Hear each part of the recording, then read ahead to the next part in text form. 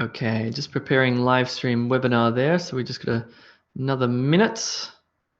Anmar has asked, will I be able to see this webinar recorded? Yes, it will go into the platform for paid members under the recorded live classes tab, which you should all see. And I'm, whoops, that's me on YouTube. Yeah, and I'll think about whether I keep it on YouTube or not. All right, that's looking good. Just let me get up my slides and we'll be good to go. Cool. All right. And finally, this one here.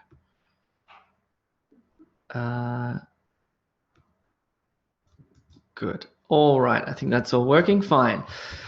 Hello, everybody. My name is Jay, and I'm one of the expert OET teachers here at E2 Language. In this class, we're going to carry on from the first two videos that you can see here. This one is OET writing step 3. In this one, we're going to look at how to transform case notes. Just before we do that, let's just recap the 3 steps to OET writing success, or the methodology that you need to follow, the process you need to follow to get a good score. First one is you need to select good case notes, relevant case notes rather. You also need to organize those case notes into a coherent and logical letter, but also coherent and logical paragraphs. The third part is, it's not really step 3 because step 2 and 3 are done together simultaneously. You need to transform those case notes into grammatical sentences. So let's just quickly recap selecting case notes. So according to the task, it's all about the task. You need to choose relevant case notes and you need to ignore irrelevant case notes. Because your word count is only 180 to 200 words, you cannot include all of the case notes. You need to make the decision about which case note is relevant and which case note is irrelevant. You need to have the courage to not include irrelevant case notes. Cool, that's fine. So you need to ask yourself a few questions when you're selecting case notes. Firstly, does the reader know the patient? In other words, you'll see in the task whether the recipient of the letter knows the patient already, or whether it's the first time you're introducing the patient, because that will determine which case notes you select. That will change the selection of case notes, okay? You also need to ask yourself, what is extremely relevant, what is semi-relevant, and what is completely irrelevant? So it's not really a binary thing. It's not between is it relevant or irrelevant. It's more like is it extremely relevant? Then yes. So it'll work like this, actually. Let me get out my pen. If it's extremely relevant, you'll definitely keep it. If it's semi-relevant, you'll think about keeping the case note. And if it's completely irrelevant, you will not put it into your letter. Fine.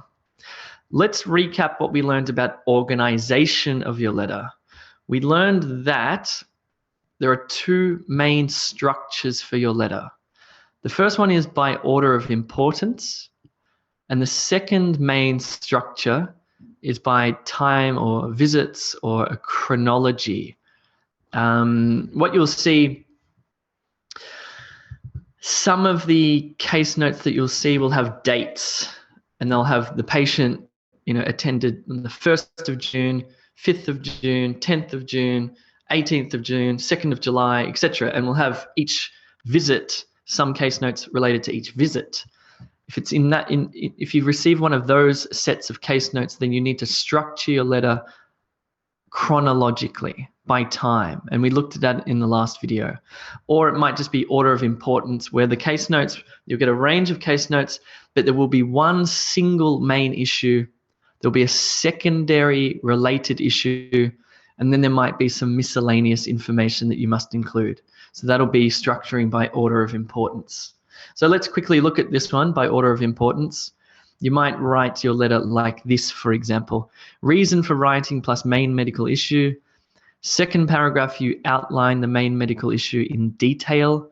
Third paragraph is the secondary or related issue. And the fourth paragraph will be your discharge or management plan. If you get one by time visits or chronologically, then you can structure it like this. Reason for writing and main medical issue. outline the first visit, what happened, second visit, most recent visit, and discharge and management plan. Now, what you might want to do is combine visits. You might want to talk about, okay, on the first and second visit, the patient presented with bronchitis. On the third and fourth visit, the bronchitis had turned into pneumonia. So you might combine visits, but think about how to do that. Anyway, that's the chronological structure. Cool. So in this class, we're going to talk about transformation of case notes, how to transform them.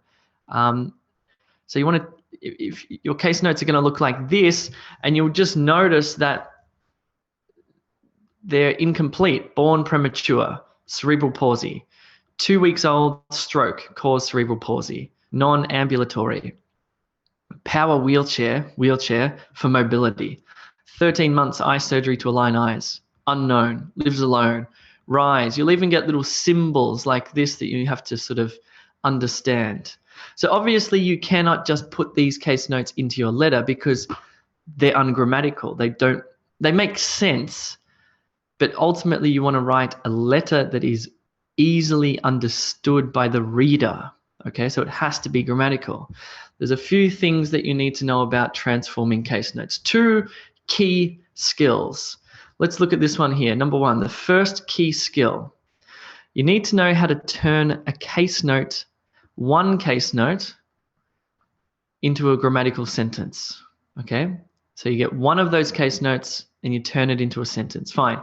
The second key skill is this. You need to know how to combine related case notes into a single sentence. So here we're talking about turning one case note into a sentence.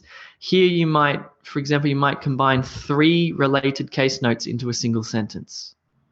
This is a critical thing, especially the second key skill, because you can't just take individual case notes and write a sentence for each of them, because your letter will have too many sentences and it won't be logical. Because what the OET do is they'll have an illness, for example. Let's say it's pneumonia, right? So this is the main medical issue, is pneumonia, and they might have something in the medical history about lung infections or problems. They might have the presenting diagnosis with bronchitis or some related case notes. And what you have to do is be smart, and you have to look and go, that one, and that one, I can pull them together into one sentence and say, when the patient first presented, she had signs of bronchitis. However, on the second visit, this turned out to be pneumonia after we took blood tests, whatever it is. So you combine those case notes into a meaningful, logical, readable sentence. It's a bit of an art form. I'm going to show you how to do it. We're going to do some practice.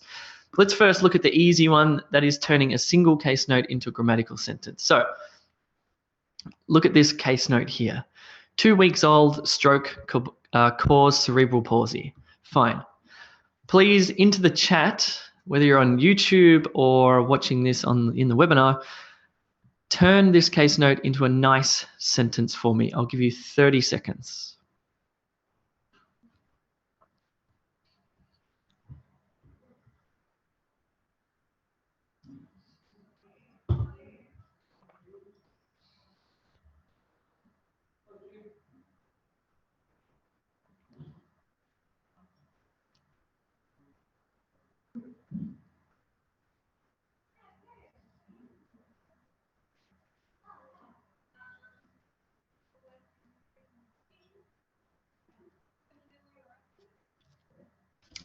Sorry, I should have given you the name of the patient, which is Jane. Let me just check the chat, see how you're going.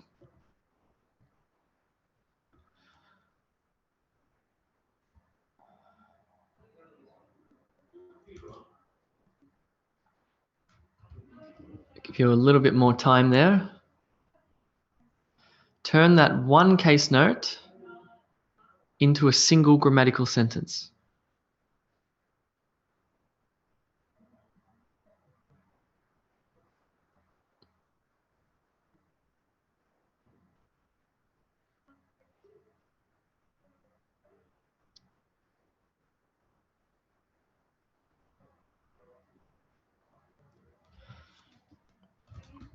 All right, what have we got? Okay, so I'm going to read some of these answers here. The patient has had a stroke 3 days ago. 2 weeks old, stroke caused cerebral palsy. So there's nothing written there about having a stroke 3 days ago. So that would be incorrect, and you would certainly lose marks for that answer there. Let's see what else we've got here. He has had cerebral palsy, which was caused by a stroke when he was 2 weeks old. He has cerebral palsy, which was caused by a stroke when he was 2 weeks old. Good. That's fine. It's not a great sentence. It's a little bit, I think we can make it a bit more succinct than that. The patient got a cerebral palsy when she was 2 weeks old. Yep, that's missed the part about the stroke though. Fine. Jane suffered stroke 2 weeks ago. Okay, no, when she was 2 weeks old, not 2 weeks ago. Wow, this is interesting. This has opened up a whole can of worms. I didn't realize that it wasn't that clear. I thought it was quite clear what's going on here. The patient had cerebral palsy as a result of a stroke 2 weeks ago. Fine. Actually, no, that's not correct. Miss Jane suffered from stroke caused by cerebral palsy 2 weeks ago. Jane was admitted in our hospital diagnosed with stroke following. Okay. Oh, okay. Maybe I haven't given you enough information, so you're thinking this is just a mean old teacher. Let me show you what my sentence says. So 2 weeks old, not 2 weeks ago, 2 weeks old, stroke caused cerebral palsy. I'm surprised you guys didn't get this, actually. I might be missing something. So this is what I wrote. Tell me if this makes sense. At 2 weeks of age, Jane suffered a stroke which caused her cerebral palsy.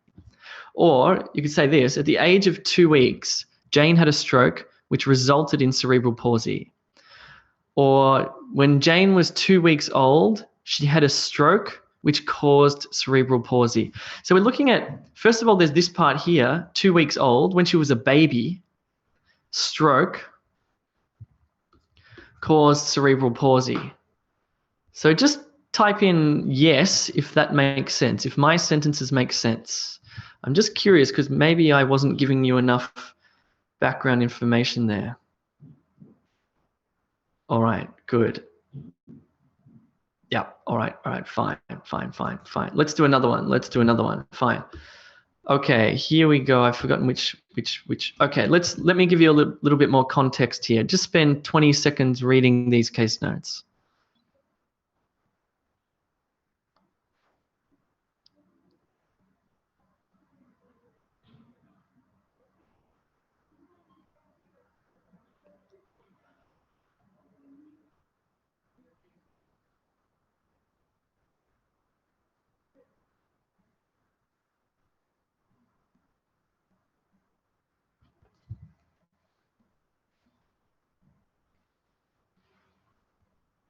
All right, fine. Now let's look at this particular case note here. Can use computer phone dictation software. Please just write one sentence that transforms this case note into a grammatical sentence.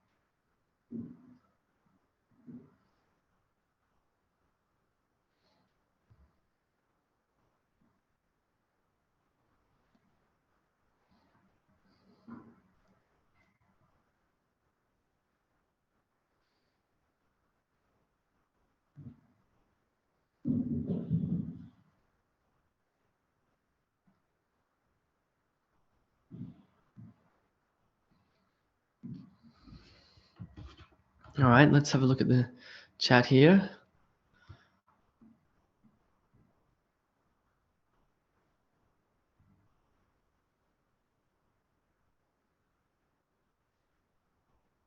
All right, here we go. So she can use phone, computer, and dictation software as well. Fine. Jane can use computer or phone or dictation software for communication. Okay, no need to add the for communication bit because it didn't say that. This raises an interesting thing. We should never add information that is not in the case notes. We should never assume and add information that's not mentioned in the case notes.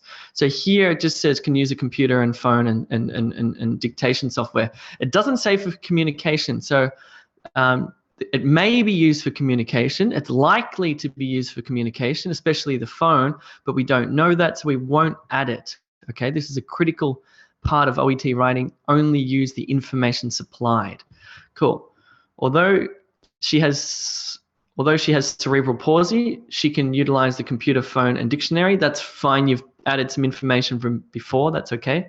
Jane is able to use the computer, phone, or dictation software on her own. Jane is fully capable of using computer, phone, and dictation software. Good. Now we're starting to do something interesting, which is we're starting to use our own language. And instead of can use, what's a synonym we can use for this? Well, what about this? We might turn this case note into Jane has the ability to use a computer, phone, as well as dictation software. Or Jane is capable of using a variety of technology, including her computer, phone, and dictation software. I've even assumed here, so even a computer, phone, and dictation software. Fine. So this raises another little point, which is this sentence is probably a bit long and a bit inefficient, but it raises an interesting point, which is you can use the words from the case note, but if you can find a synonym, that would be better. So can, you could change it to able to, or can, you could change it to ability, for example, or capability. See, these are synonyms that mean the same thing, and the OET examiners like it when students use synonyms instead of taking the exact word from here. But you must make sure that you're saying the exact same thing, okay? Don't change the meaning of this. Cool. Let's look at the second key skill of transformation, which is to combine related case notes, plural, into a single sentence. So look at these case notes here just for 20 seconds, and particularly the red ones.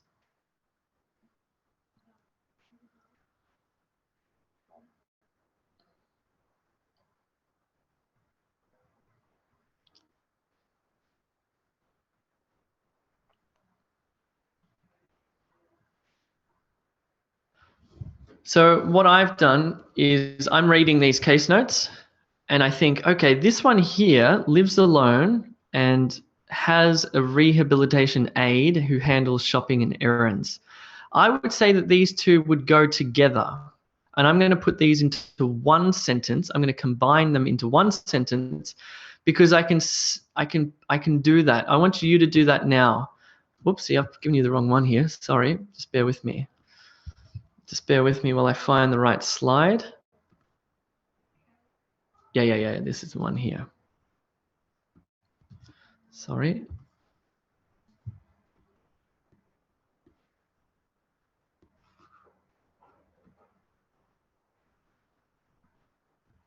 Okay, got it now. Sorry about that.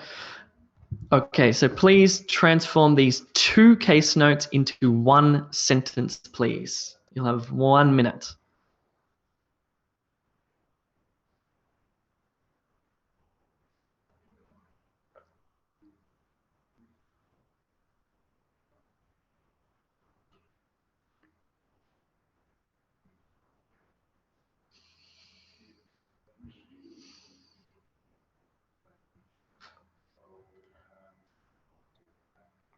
If you're on YouTube, please put your answer into the comments below. And don't forget to subscribe and click like.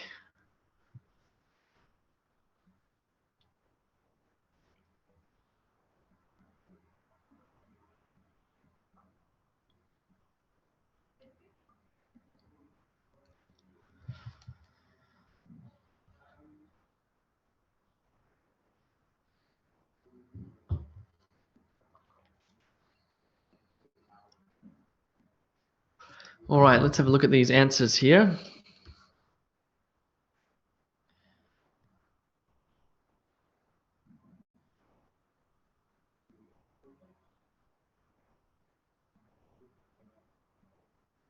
Okay, just before I do that, somebody's unable to. If my screen is off your screen, please click on this link that I'm putting into the chat. It's the YouTube live link, so you can watch it on YouTube. For some reason, my screen doesn't format on everybody else's screen. So if you're having trouble seeing it, click the blue link. All right, Jane, who lives on her own, has got rehab aids, handles shopping and errands at home. It's not yes, you've got it, but grammatically it's not right. Jane lives alone. However, she has rehab helper who handles her shopping. Good. That's good. I like that. Well done. I think, yep, that's fine. Miss Jane lives alone but has got the help of rehab aide who helps her shopping and her with shopping and errands. Good. Somebody's written, Mr. Jane lives alone and can't read. There's nothing written there about that. So that would get you, that's not good. That's not good. Jane lives alone and uses rehabilitation aid who handle her shopping and errands. Good. She needs to get help for her status and lives alone because she is, okay, that one's completely off. So Victoria, that's really problematic. She needs to get help for her status. That doesn't make sense. That doesn't make sense. And it wasn't in the case note. Jane uses rehabilitation devices for shopping and other affairs as she has no family support. Interesting. That one's an interesting one because I realized that the word aid could actually be technology or a person. So that's probably my fault for not making that clear enough. I was thinking about a rehabilitation aid as a person. But anyway, interesting. Jane lives alone and needs rehabilitation. No, that's not what it says at all. Jane lives alone and is capable of performing house chores by help of rehab aids. No, that's not what it says at all. Jane lives alone, however, she can do her shopping and other errands with the help of a rehabilitation helper. Yes, that's correct. Jane lives alone with rehabilitation devices which help. Again, I didn't make that clear. Jane lives alone and rehab aid is helping her in shopping and some errands. Yes, good. Jane lives alone, however, she has rehab helper who handles her shopping. Yes. If you wrote something else, no, not good, not good, not good. Okay, let me show you mine and let me show you what this means. So, lives alone. We know that this is talking about Jane, okay? Jane lives alone. And although, because this is just the verb, and here's the verb here, there's no subject. The subject is Jane. Jane has rehabilitation aid. I'm thinking of this as a person. If it was AIDS, I'd be more thinking technology, but it's a person. Handles shopping errands. Yes, I'm thinking the person handles the shopping and errands for Jane. So I would write this.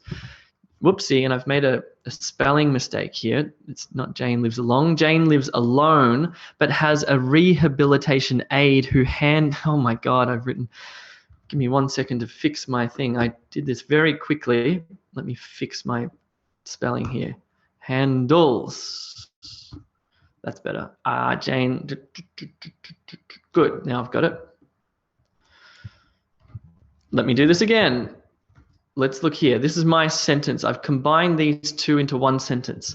Jane lives alone but has a rehabilitation aide who handles her shopping and errands. Correct.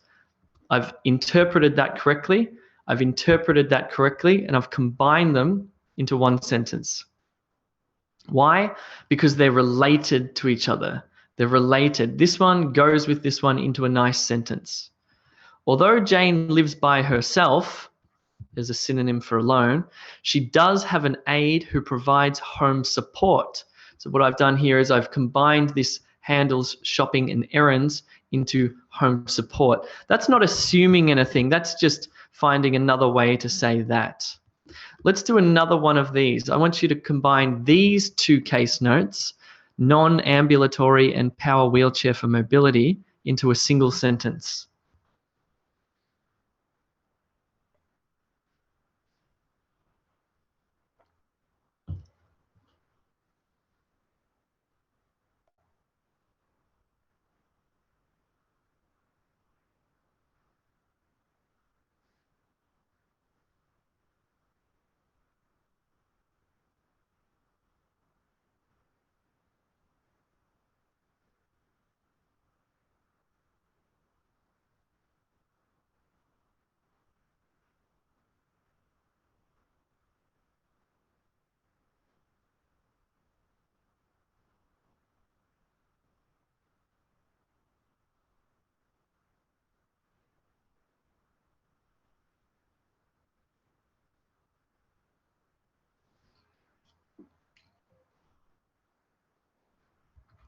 Let's have a look.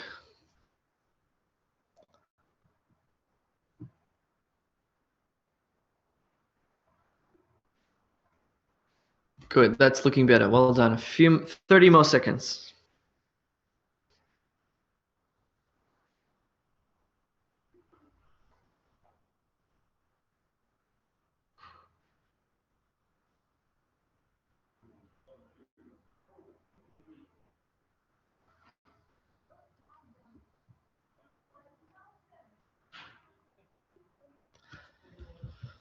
All right, let's have a look at these ones here. Here we go. Jane cannot ambulate and therefore uses a wheelchair for mobility or moving around. Good. Yes, you got it. Well done. Jane uses non-ambulatory wheelchair for mobility. No, that doesn't make sense. Jane uses the power wheelchair for her mobility. Good. Yeah, good. It'd be good to say that she cannot walk, that she's non-ambulatory. It's a crazy way to say cannot walk, but Jane is non-ambulatory. As a result, she uses a power wheelchair for mobility. Excellent. Well done. Jane is unable to walk because of her medical condition, but uses a powered wheelchair to assist her in her mobility. That is really nice. Well done, Giselle. That's a really good one. Jane uses a power wheelchair for mobility. Good. It'd be good to say that she's non-ambulatory, just to make it really clear, or that she cannot walk. Fine. These are all looking good. Yep.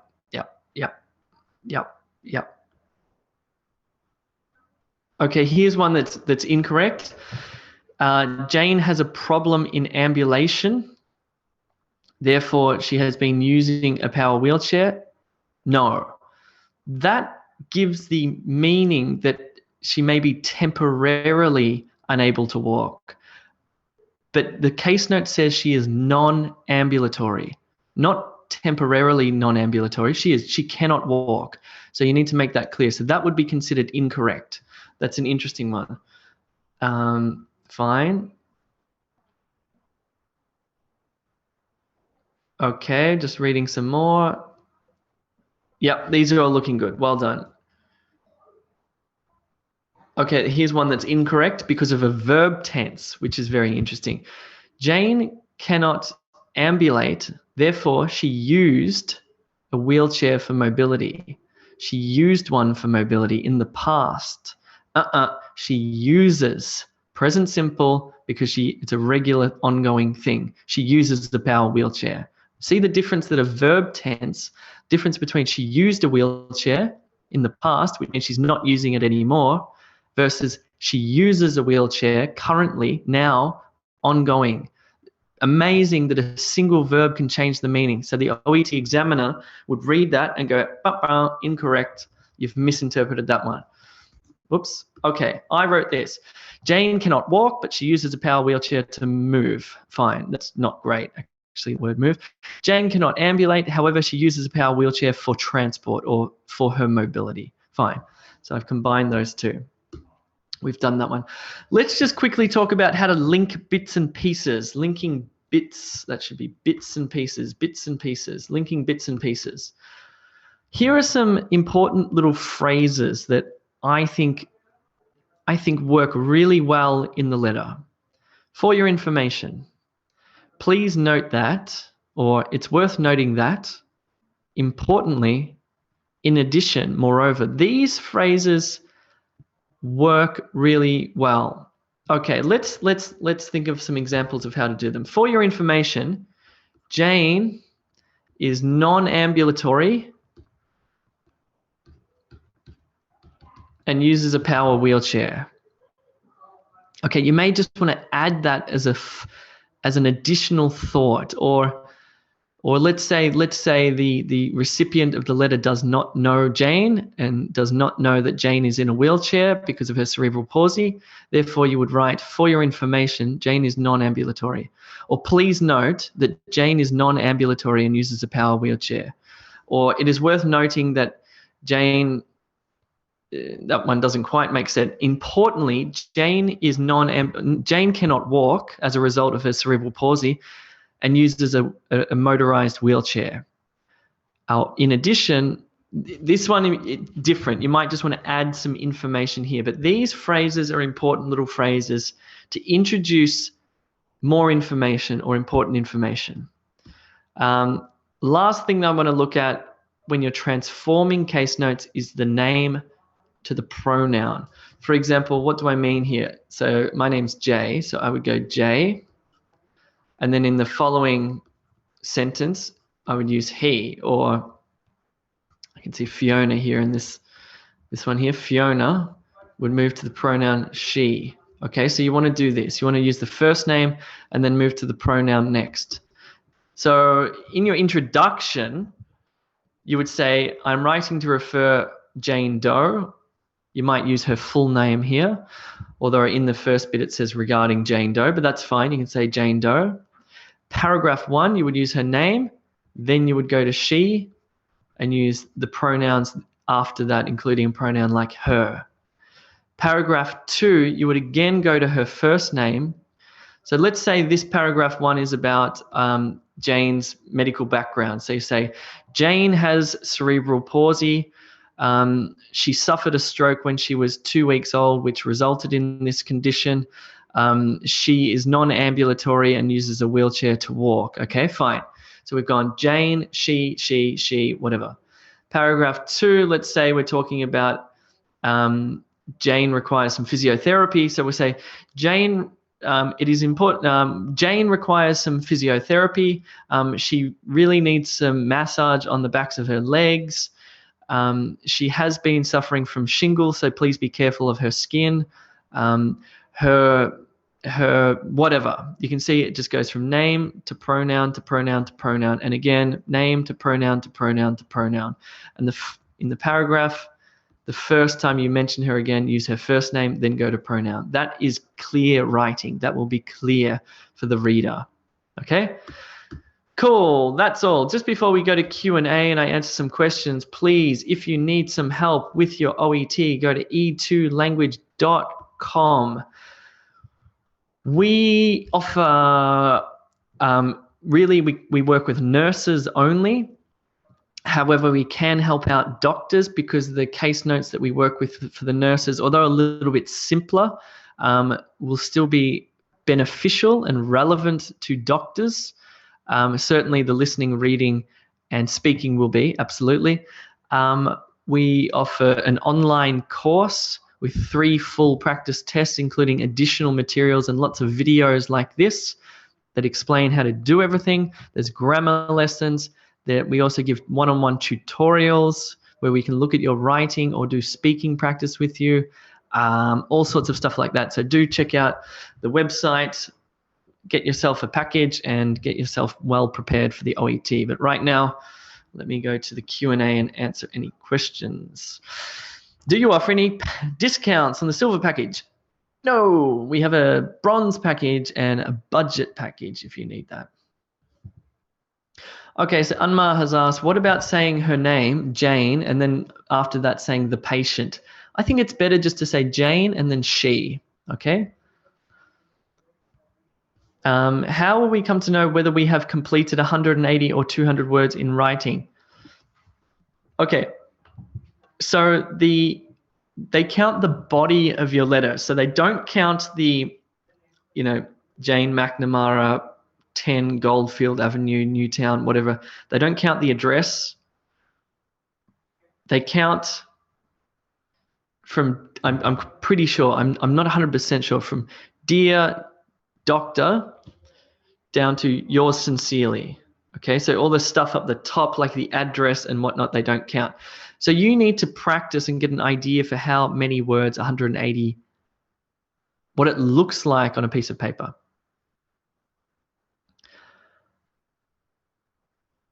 Anu, you may need to upgrade your account from bronze to silver so you can submit some writing for us, and you need to submit the writing from the website. Paras, can I write or mark on the case notes during the first 5 minutes? No, I'm 99% sure it's no. You can only read. Can somebody please confirm that? You can only read in the 5 minutes. Is that correct? Noel, yes, so you can only read in the 5 minutes. You can't make notes. Noel, hi Jay. Okay, Noel, you might want to write an email to hello@e2language.com. Stephanie, during the writing exam, is it all right to write it all in capital letters? Yikes, I don't know the answer to that one either. It's not ideal. It's not ideal because punctuation is taken into account and you need to use capital letters for people's names and some medications, for example. So better not to. So if you try to write in lowercase and capitals. Hi, Jay.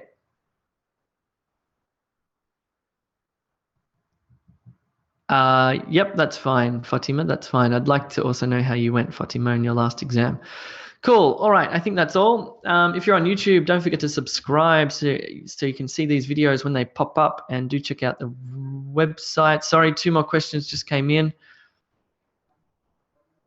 No, punctuation is not counted as a word. Shuji. Okay, so someone's got a question about OET reading and how that works in terms of a tutorial. So what you'll do is you'll do some practice on the website with our practice subtests, but you can also take a tutorial on reading, in which case you will sit down with a teacher on Zoom, which is similar to Skype, like this, and the teacher will go through with you and do a reading part A and a reading part B, and basically show you a method for how to do it successfully, and also just answer any questions you have about how to do it so you're confident on test day. Yes, silver packages can submit writing. Somebody's got a question about reading part A, how many you need to get correct in order to get a B. I did have a student once who only answered 60% of reading part A and managed to get a B, which means that she probably did really well on reading part B, but it's hard to say. But yes, you don't need to get 100% on reading part A. I think between about 60%, as long as you do well on reading part B, you should be fine. Okay. Alito, it looks like you might need the method for reading part B. Celine, does the OET examiner mind about US or British spelling? Just choose one and stick to that. It's not a big impact though.